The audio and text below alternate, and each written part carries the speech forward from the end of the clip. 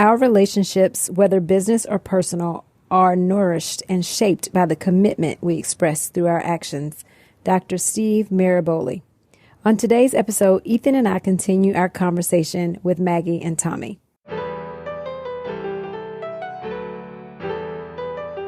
You have the power to be the boss of your own life. I'm your host, Monica Allen. I'm a wife, mom, entrepreneur, best-selling author, lifelong learner, and your biz bestie. I have a love and passion for all things small business. Growing my own company from $700 to over 7 figures annually, my goal is to bring you inspiration, business-focused topics and tips, encouragement, and a community that helps you launch, grow, and scale your business, whether you are a dreamer, a side hustler, or a seasoned entrepreneur. You are listening to the Become Your Own Boss podcast. This episode is brought to you by Zeus's Closet, your go-to destination for custom embroidered and screen printed clothing. Whether you're a business, fraternity, sorority, or part of the movie and TV industry, Zeus's Closet has got you covered. Imagine a tattoo shop for your clothes where your wildest branding dreams come to life. With lightning fast rush options, you can get embroidered items the same or next day. Unleash your creativity and make a statement. Visit Zeus'sCloset.com today and experience the power of customization. We are here to meet all of your branding needs. Last week, I had the pleasure of sharing my mic with my husband and business partner, Ethan King. We chatted with Maggie Small and Tommy Bettin of Fred Astaire Dance Studio in Richmond, Virginia, sharing with us the ups and downs of going from professional dancers to starting up a business, then getting married and working together. I am thrilled to bring you the second part of our conversation. If you missed the first part of our interview from last week, which is episode 157, go back and check it out. Let's jump in and continue our conversation.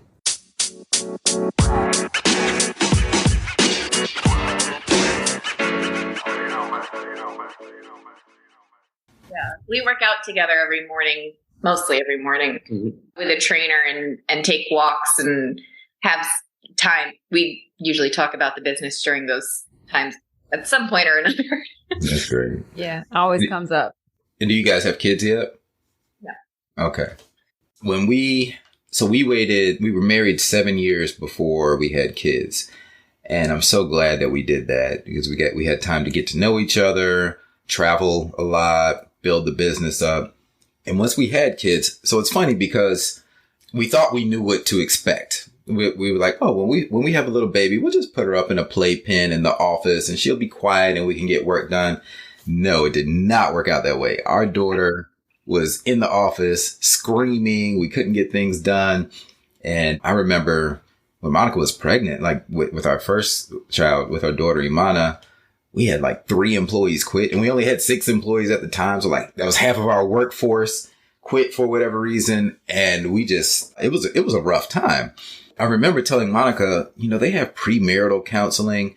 They need to have pre-kid counseling because kids change everything. They change the whole dynamic of your life, your marriage, which is of course going to affect your business. They're added expenses. They're going to affect your freedom and mobility.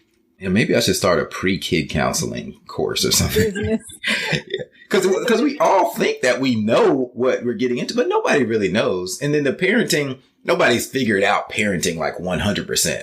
I mean, I think we've done a pretty good job. Our kids are awesome, but all parents are kind of figuring it out as we go, right? So if there's I don't know if you guys are thinking about having kids, but if there's anything you want to ask us, we have an 8 and a 12-year-old. Well, if they were, they aren't now. Goodness. Yeah, I'm not saying don't do it. Just know what you're getting into. And, if I had to give anybody any advice, take your time because they do change the dynamic of your relationship. What do you think, Monica? Well, I'm just like, now you're like, oh, never mind. I don't know if you guys have a desire to do it or not, but that's up to you, of course. But no, it's been challenging, but every business has its challenges, whether it's team members or employees, your kiddos. I mean, they're awesome, but they do add a challenge. It was funny because when you were talking about the build out, we did a build out with our business as well. And just that process alone was torturous. You know, it's just all of the ins and outs and, oh, you need a CO to even walk in the building. And it was just a lot, but just getting over those humps, you kind of feel like you can accomplish just about anything you put your mind to, right? I do think that is a great value of, I think, being your own boss is, I do think, at least for me, it's helped a lot with my self-esteem in overcoming like big challenges. I do feel like with those big challenges and things that you mentioned, I'm kind of like, well, whatever happens, I know I can figure it out. And I don't think I felt that way in life as a dancer, as an artist. I think in life, I was just like, well, I'm a dancer. I'm always going to be relatively poor and I'll work my whole life. And I was like, cool with that. And as a business owner, I'm kind of like, well, I don't know. I just feel like all the options opened up, and then focusing that into a laser with not just two people like Maggie and I, but the whole organization is exciting, and it's great for self-esteem. I mean, I went to the gym this morning and I didn't shower and I feel fine being on a podcast. What I think is great about like the achievements that you make, like we try to make a point to celebrate, like in the beginning when things are really hard and like you're just trying to make it, you don't really take the time to celebrate because you're just like, oh, thank God, what other fire am I putting out? And as there are fewer and fewer fires and you have more accomplishments, sometimes it's easy to sort of take them for granted. So we try to say like at least give a high five or like dinner for that. That was awesome. Yeah. Like so many small feats that are easy now that didn't used to seem easy, and so many things that are easy to overlook. But like that's also part of the gratification of owning the business. It's like we've created this thing where we can regularly have things to celebrate and feel good about. Yeah, very, very important to celebrate your wins, and you have a lot to be thankful for. I think that when, especially in circles like EO, we tend to just think about all the negative that's going on in our lives and don't really appreciate like where we are. Like only 4 or 5% of businesses make it past the $1 million revenue mark. This is a very, very small percentage. Most businesses fail in the first 5 years. So definitely celebrate where you are. I really resonate with you guys because you all are artists. I have an art background, and it takes a lot to convert art into business. You kind of mentioned, Tommy, like you just accepted that I'm just going to be a starving artist, a starving dancer, basically. And, you know, my parents, I remember they told me that artists don't make any money until after they're dead. I wanted to be a visual artist, like painting. And, artists don't make any money until after they're dead. And I remember we went to the Van Gogh exhibit, and, you know, Van Gogh barely sold a painting when he was alive, but now they're worth millions and millions. Like one piece is worth like 82 million now, but he's long gone. So I wanted to change that. I think that's part of my driving force, was to prove my parents wrong. That's how we ended up where we are with this business and the success that we've had. But so I really admire that you guys are doing that with dance. It's been a great conversation with you guys. Yes. And I love what you're trying to bring to everybody with dance. I have always loved dancing. I was nowhere near being a professional. I do remember wanting to take dance as a kid. And honestly, my family just couldn't afford it. So I never took it until I was an adult.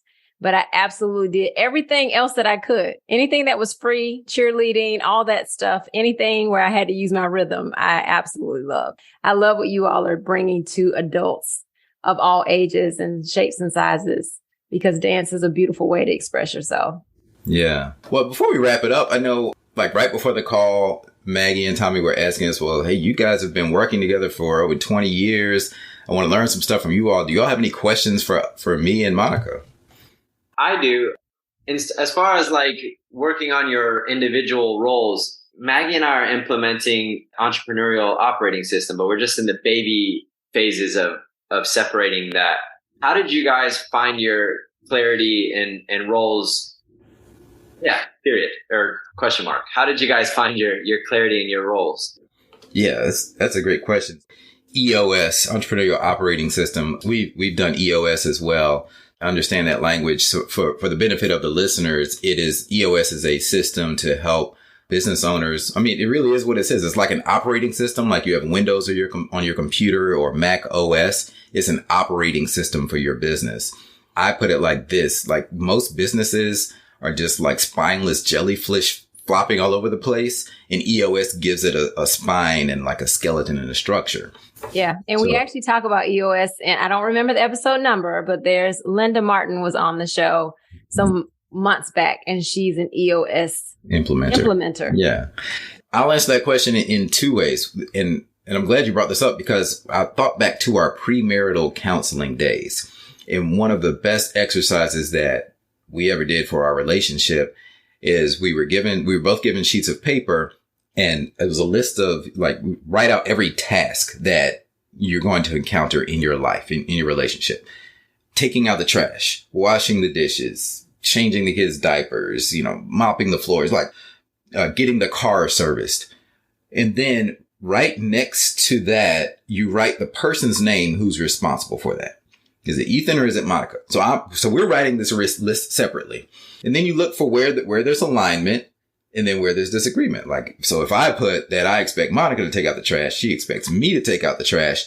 Well, hey, let's resolve that now and figure out who is the main person that's going to be responsible for it and get in agreement with it. I think that probably saved us so many arguments. And if anyone's wondering, it's my responsibility to roll the trash out to the side of the curb every week. But that doesn't mean now we delegate that. We have a young lady who helps us out, and, she rolls out the trash. But I know that ultimately it's on me. I'm the DRI. I stole that term from Steve Jobs. It means the directly responsible individual. So I'm the DRI for the trash. I'm the DRI for the getting the car serviced. Monica has taken on being the DRI for like taking the kids to school and getting their stuff situated. But having that expectation, see, when we meet disappointment when reality doesn't align with our expectation. So if you get the expectations clear up front, the more you can do that, the smoother it will be. So we try to implement the same thing into our business. And one of the things with EOS is one of the first things you need to do is your organizational structure, your org chart. And under each person on the org chart, you write what are that person's duties. So even when you're a small business, you're going to have several roles, because you don't have a cleaning service. Maybe you're cleaning the toilets. Hey, I've been there, as a CEO, sometimes that's what you have to do, but you still need to have a title there and title and duties, and map out where you are currently and whose face or whose name is beside each one of those duties, and then have a projection of the future. And then as you go, you just replace the name. Like, so instead of janitor being Tommy, well, now you switch it out with, Bob or whoever, the cleaning service. Yeah. So it's kind of an ongoing thing where you just swap out the names. But I will add, we didn't have EOS back in 2005 or whatever. I think we initially just kind of went to our strong suits, and Ethan being the creative, he did most of the creative things. Me being the business major, I just gravitated towards more of the business things, anything that had a spreadsheet. But what's been really cool is he and I both have learned other things. Like, he's jamming on Excel these days. He's really good. And I can actually use Corel Draw now. And, it's a variety. It's cool to learn from the other person as well. So it's been a good journey. Yeah. I'm a master in Excel and Sheets now. I have a Chat GPT. There's a plugin. I know that's the hot word right now, so I wanted to mention that on here. There's a plugin for Google Sheets where you can plug in Chat GPT. It's really easy to do with an API, and you can string together prompts and it'll output immediately in the different cells. Like, you can run like 10 different prompts at a time. And I love that spreadsheet. It's amazing. We need that plugin. Yeah. We'll just send you guys the link. I'm sure he'll be happy to send it to you. Chat GPT has been the buzzword for about 2 months now. So much. ChatGPT is like almost another member of our team at this point. Yeah, you need that. That's the wave of the future. If people aren't using AI in their business, they're definitely going to get left behind. So I'm happy to hear that. Yeah, it needs to be a team member on everyone's team for sure. Any other questions? This is fun. If you guys felt like there was any kind of secret what would be the secret? What would be hidden that you can't see from the outside, but you guys experienced on the inside that you feel like was a pivotal point or a decision for how you guys work together, how you guys become successful as a couple? I think for me, if Maggie and I are having challenges communicating, because that's our biggest challenge, I always try to go back to, as much as I can, trying to remember that, like, okay, I need to prioritize my relationship because that's why I'm doing this business. Like that's why we need, like, nothing really matters without it. So I try to, even if I feel like urgency for something in the business and I'm like, I need this, but I need to remember as well. I can't drop the ball over here. That's been something recently that I've tried to reach towards. Is there something, maybe it's even individual and maybe it's for each of you, but what about for yourself? I definitely say for me, it's probably been the fact that I went into this to win it. Giving up for me is not an option. And I think Ethan is on the same page with that. I mean, his answer to this question may be different, but when we decided to get married, and then we actually already had the business together before we got married, we went in this to win it. And we weren't going to let something pull us apart. We will talk about something until we get to the resolution or a solution or a compromise being one of those C's. But the goal is, like you mentioned, Tommy, is our relationship is first. And so we are in this game of life to win together. And that's it for me. Yeah, that's a great question. And I think for me, the secret is its mindset and how you look at the situation. I look at Monica as my partner, like in battle. A lot of times in relationships, people get tied up in how they're in love or spending time with each other and looking at each other, gazing into each other's eyes. Whereas instead, if you envision it like being on the battlefield with your partner by your side, because you're going to have all these obstacles that you're fighting off together, but you look on the horizon and you see this shared goal, this shared vision that you have, and you see the sun on the horizon. And every day you're marching towards that horizon together and fighting off obstacles together. You're teammates. And that way, just by framing it differently in my mind, whenever an obstacle comes up, I know that it's just part of it. Hey, she has my back. I have her back. And she's not an obstacle. She's not the enemy. She's my teammate. And that way we know, I mean, sometimes we feel invincible because I know she has my back and she knows that I have her back, because we've had those same challenges. I remember when we were trying to get the loan to buy our building and build it out. We had a similar thing where banks were denying us left and right. And this one guy believed in us, and we brought him out. We showed him our vision and showed him our plan, and he fought for us, and we finally got the loan. But that's just one example of, we stuck together and we knew that we could make this vision happen. I remember when we first told our parents, I remember we were at my parents' house at a dinner, like a holiday dinner, and Monica had just resigned from her job. I had resigned from my job a year earlier. And then now the business had grown to a point where we said, hey, Monica, you can leave your job and come work for the business full time. So we announced it to our parents at this dinner. There was no applause.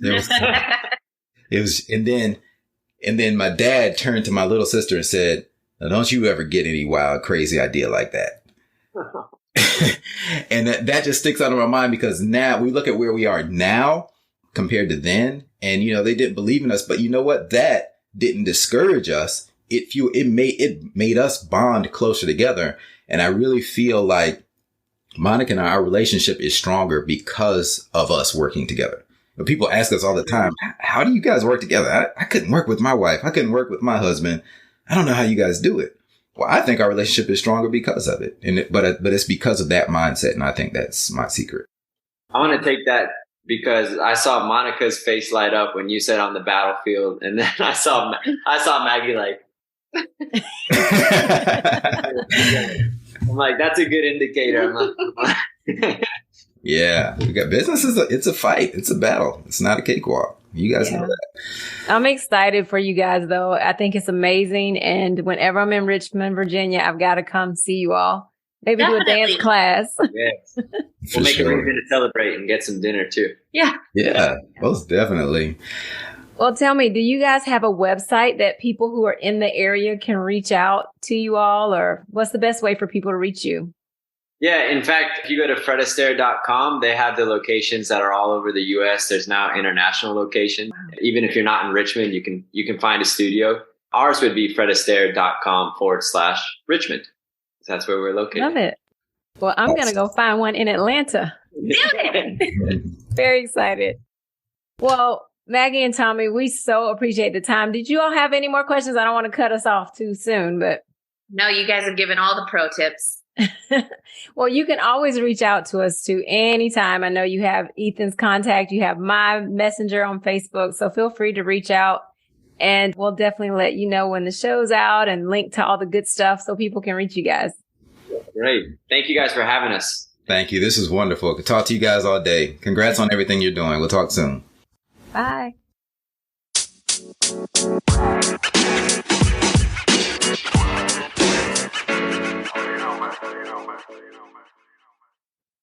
I want to thank Maggie and Tommy again for joining Ethan and I on the podcast. This was such a fun conversation, and I truly look forward to meeting the two of them in person someday, hopefully soon.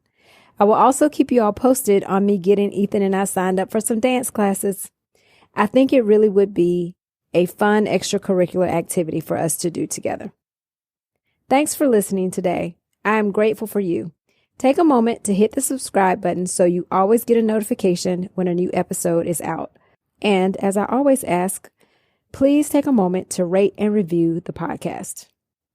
Don't forget to join the Become Your Own Boss community by visiting monicaallen.com. We kicked off our first newsletter earlier this month, the Level Up Living newsletter.